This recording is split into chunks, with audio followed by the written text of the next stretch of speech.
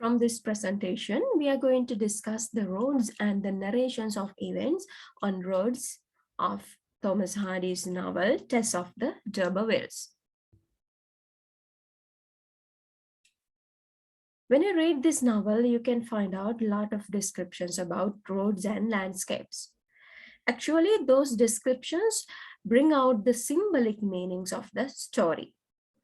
So, what is the importance of describing roads and landscapes?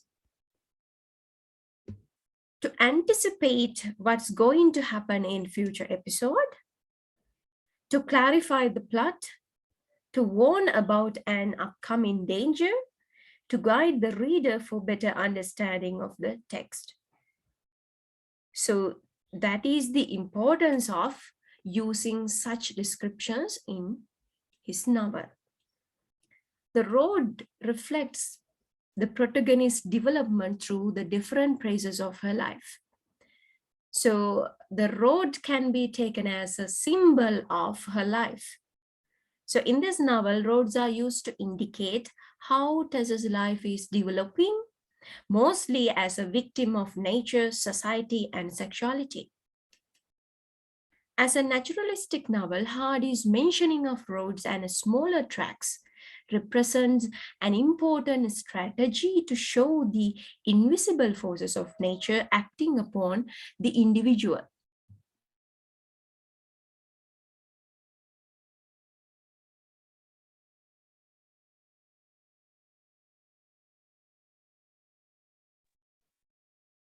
As paganism is highlighted in this novel, Hardy has symbolically used roads and landscapes, actually the descriptions about roads and landscapes, to reveal the invisible forces of nature.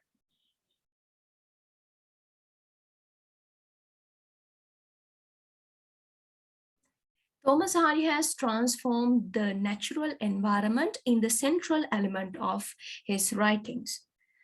Hardy concentrates in the smallest details, imperceptible natural elements to plain sight.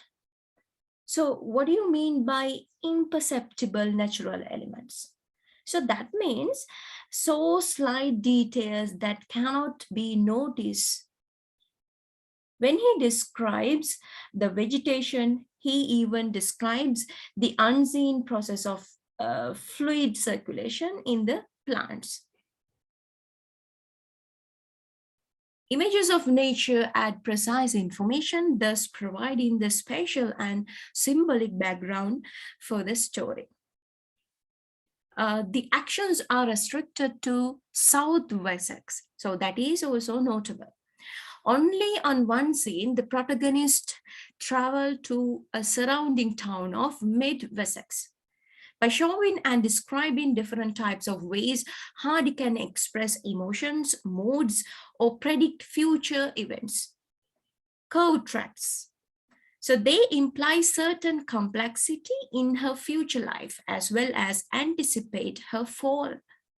Hardy describes crossroads or intersection implying bifurcation not only of the way, but also in the lives of the protagonist. So bifurcation, what do you mean by bifurcation? So that means the division of something into two parts.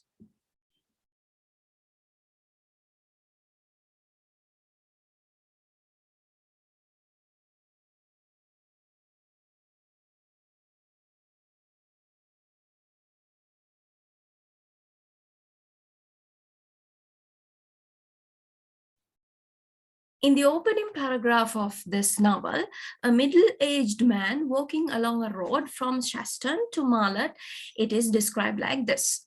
So Hardy presents this man as a universal human being at any time and at any place, an anonymous individual in the course of history and time. So this is also remarkable. So that because this is the first scene in this novel. As soon as the novel starts, Thomas Hardy makes clear the naturalistic character of the novel, as well as the scenographical and theatrical sense. Ways and paths portray life of Tess as well as acts as a nexus of the different villages that appears in this novel.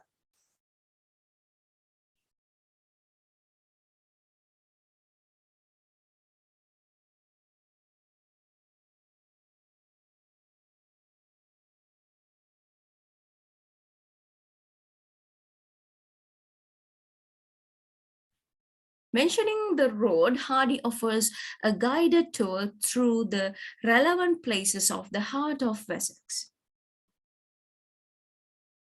So we can get an idea about the location of the incidents in this novel. In the first two chapters, the plot has been developed around a main setting. So that setting is the road.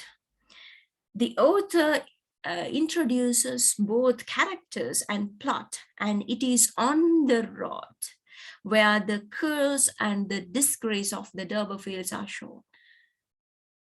It's on the road where it is known that the D'Urbervilles lineage has not been strong enough to survive in the society.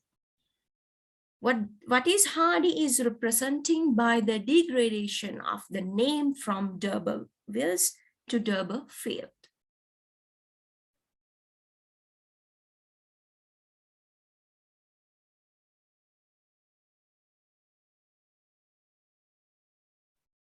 Okay, then we'll move towards the next scenario. A path leads Tess from where she will go to look for her parent in a nearby inn. So this is the first time that a road is mentioned after the opening scene. And therefore, after the pagan forces had fallen upon Tess, and what is presented is a dark and crooked lane or street not made for hasty progresses.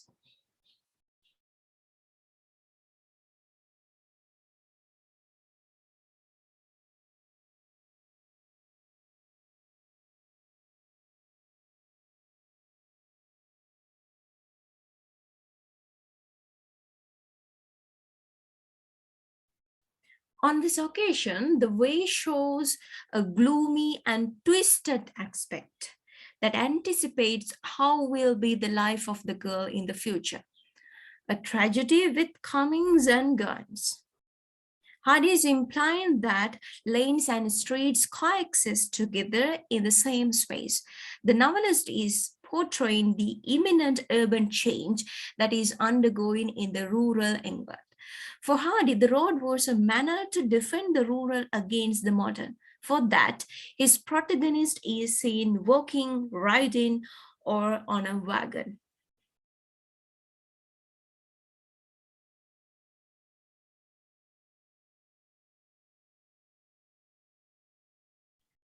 Next incident is that Hardy plays Tess and his brother Abraham in a horse-driven cart crossing an uphill way. After an accident, the girl causes the death of the horse, the only source of family support. This creates in the maid a sense of guilt that will urge her to accept the proposition of working for the D'Urbervilles, which begins the actions of the novel. So this is kind of a remarkable incident which paved the way for the tragedy in the novel. And it is notable the location or the setting of this incident. It's on the road.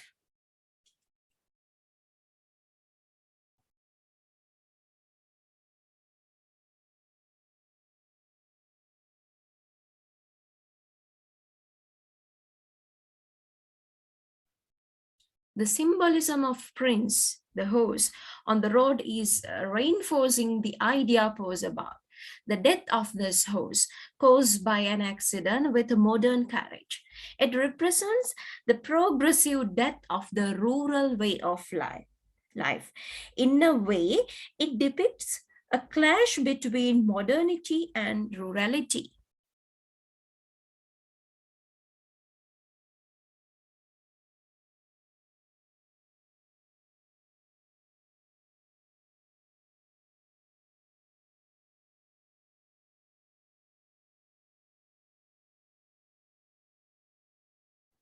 The next remarkable incident related to the roads is that Tess D'Urberville wrote on his memorable morning lay amid the northeastern sections.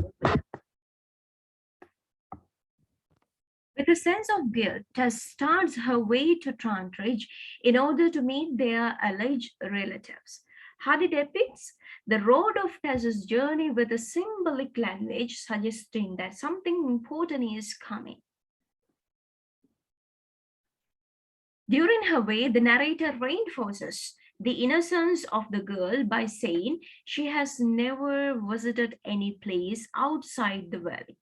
But the road ends, and Tess ascends on foot a slope that the scales without almost realize, as if she was absent. Here, Hardy predicts and anticipates how he is going to be the maid's sexual relation with Alec, since she does not know what are they doing and the consequences of that until it is too late.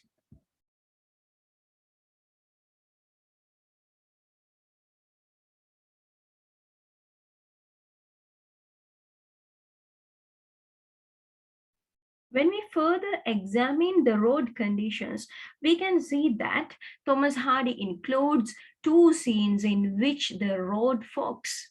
The division of the road implies a separation as well as indicates different possibilities or aspects for the person who is on the crossroad. Another notable event is that when Alec D'Urberville reappears in the heroine's life, Tess has come from Amnesty after a failed visit to Angel's family. Hardy depicts the maid's way back as tedious, along the tedious length of Beneville Lane, in order to represent a hopeless Tess who is wandering those roads. As she is tired of walking, she stops in a village where a preacher is delivering a service.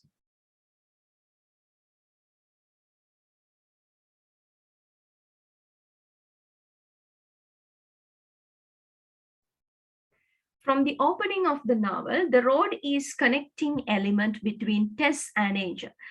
The couple met while Angel Clare was on the road with his brothers. They do not see each other again until the moment in which Tess is conducted along a curved track to Talbot's, the place where their love will flourish. The road is the place that gives Angel freedom to explore his incipient attraction for Tess.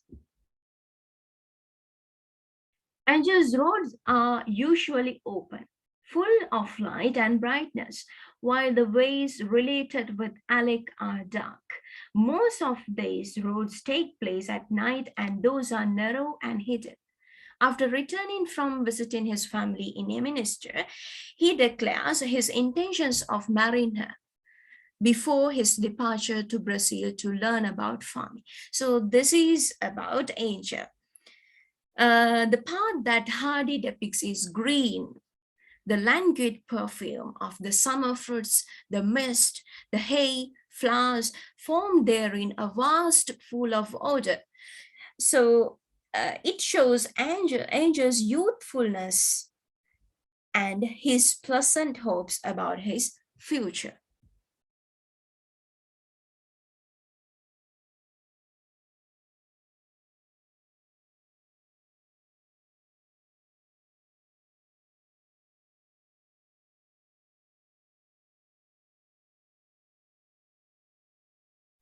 Another significant event is the journey to the railway station.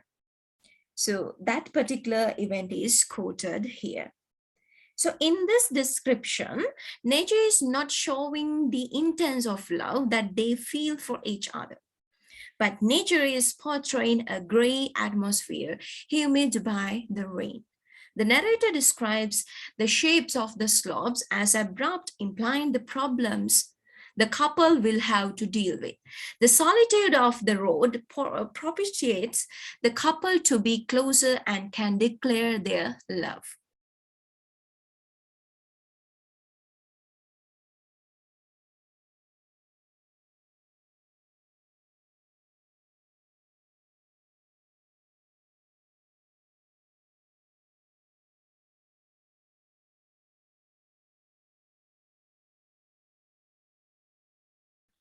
Ways, paths, roads, and the lanes become a representation of the maid herself.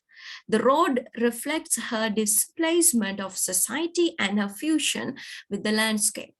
Nature seems to be the only one that accepts Tess. In her next journey, the heroine is seen alone and wandering on a road to Flintcomb Ash. Her journey towards Flintcomb Ash is also very remarkable due to the environment. The narrator depicts the lane as irregular, which predicts the murky situation of the woman in the industrial farm. As Tess is walking, the road is changing. In this scene, it is described as dry, cold, and white since it is covered by snow.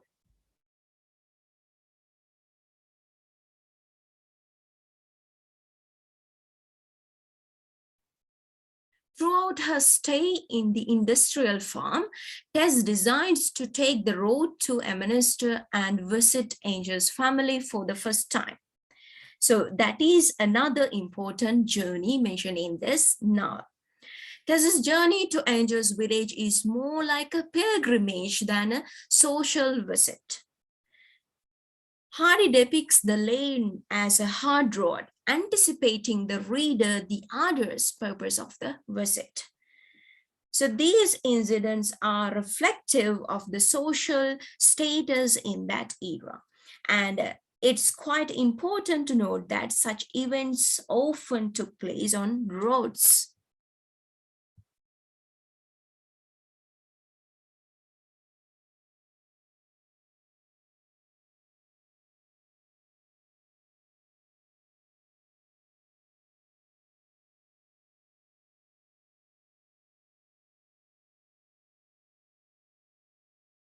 Another significant point is that localities and spaces in Hardy's novels are constructed, mapped by the characters in the novel.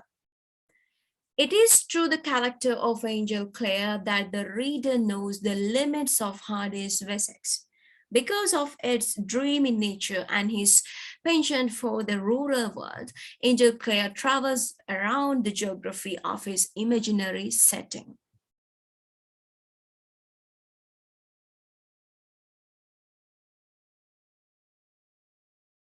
And also, after his return from Brazil, a renewed Angel looks for his wife, walking every road she has previously walked. When he leaves Eminster and ascends the hill, the road described is as purple because of the plants that were there. The connotation of this color implies suffering for an ardent love, such as the tragic end of his love story with Tess.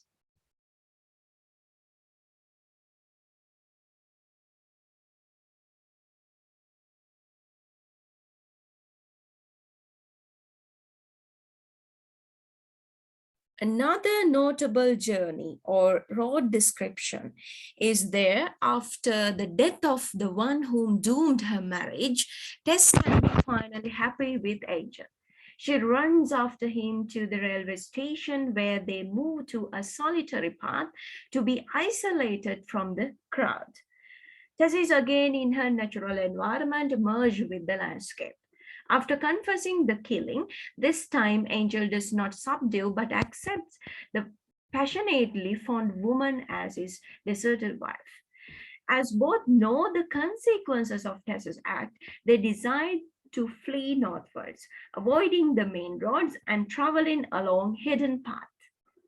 The road represents on this occasion the social law. For Tess and Angel, the road is the place where both are vulnerable to apprehension, as they can be assaulted by the authorities. It is in the moment when the couple enters to labyrinth of paths, trying to isolate from the society.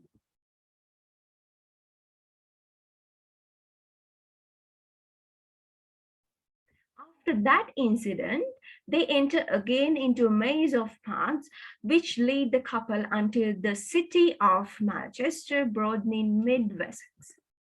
Hardy places the plot of the novel in a limited and closed space, so that is highly notable.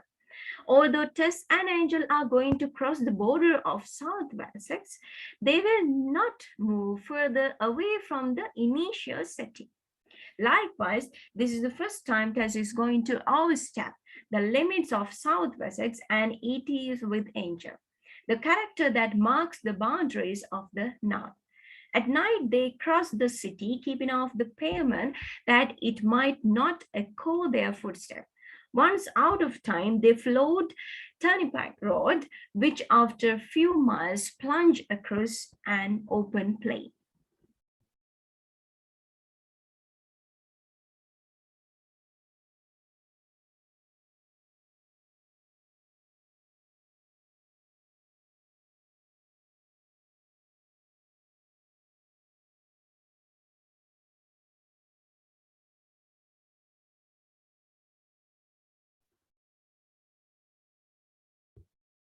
So without noticing, the couple is in Stonehenge, which as on the May Day has a pagan connotation, having been a place for heathen rituals. Therefore, the reader realizes that the end of Tess is imminent, although she has tried to escape the pagan curse that was haunting her since the May Day has finally found her.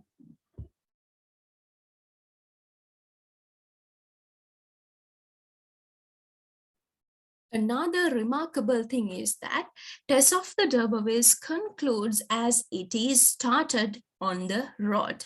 Again, the author provides a panoramic view of the landscape where the central element is a long and regular road.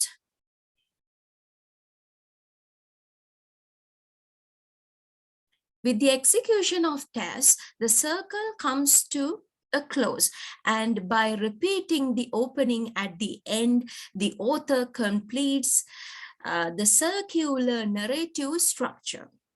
As it happened at the beginning, along the road, there is a couple to be seen walking, approaching the reader, both protagonists, Angel and Lisa Lou, Tess's sister, climb up the hill where they watch the execution of the black cloth that casts Tess, which on the distance resembles just a black flag. The flag is what remains of Tess, a symbol of her integrity and extinction.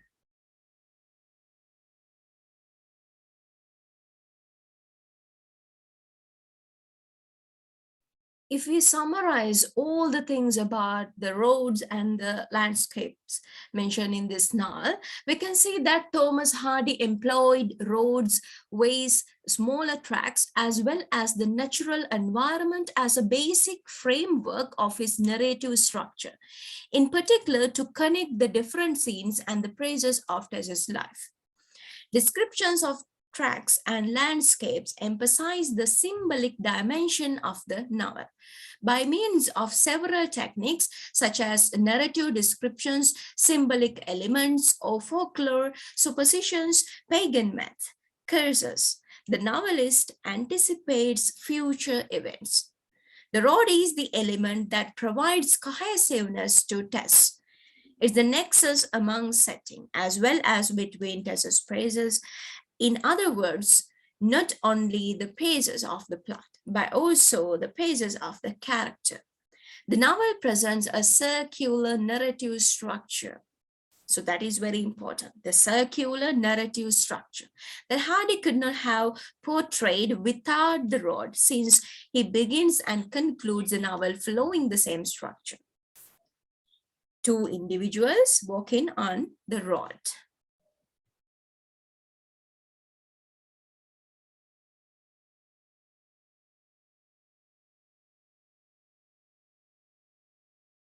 Another important point is that the road is a connecting element inside Hardy's Wessex.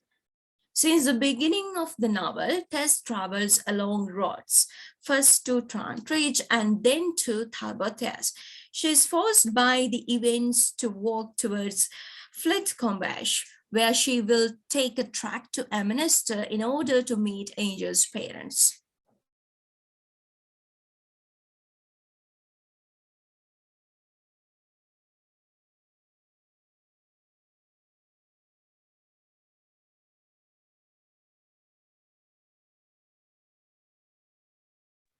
Tess is forced to the exile of every village she is living in.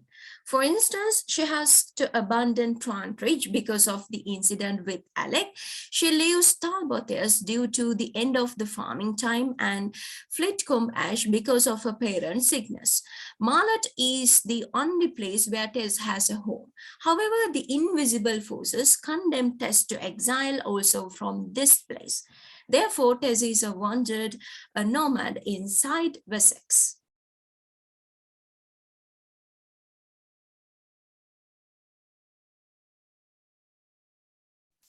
Tess meets every character by means of a rod. That is also another remarkable thing. The minor ones, such as the crossing, embody the metaphorical meaning of the whole noun. From the signals or warnings that those characters are providing, we realize that they are telling the story, but in the background. Their function is to guide the reader through the different events of the story, almost acting as a secondary narrator.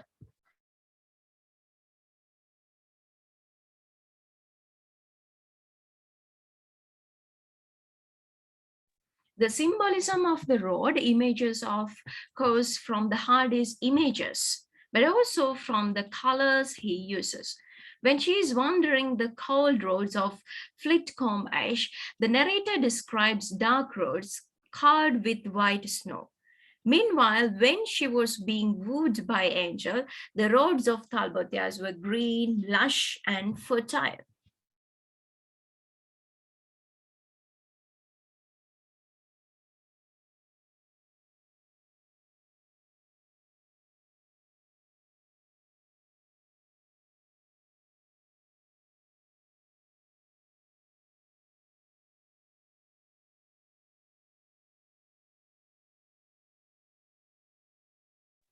Hardy describes several types of roads depending on Tess's situation.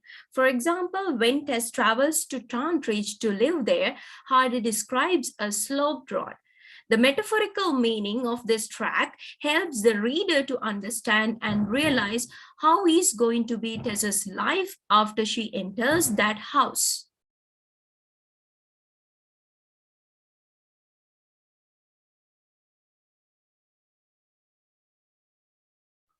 So it is obvious that Thomas Hardy has used the images of the rods as well as descriptions of the rods as a narrative device in this novel. The road adds cohesion to almost every aspect of the novel. Without the roads, the story could not be constructed, since it is on ways and paths where the culminating events are developed. It is used to clarify some situations to the reader by means of metaphorical connotations.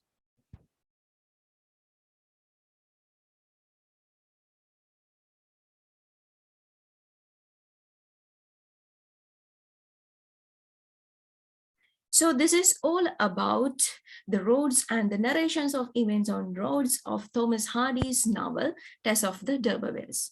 Thank you.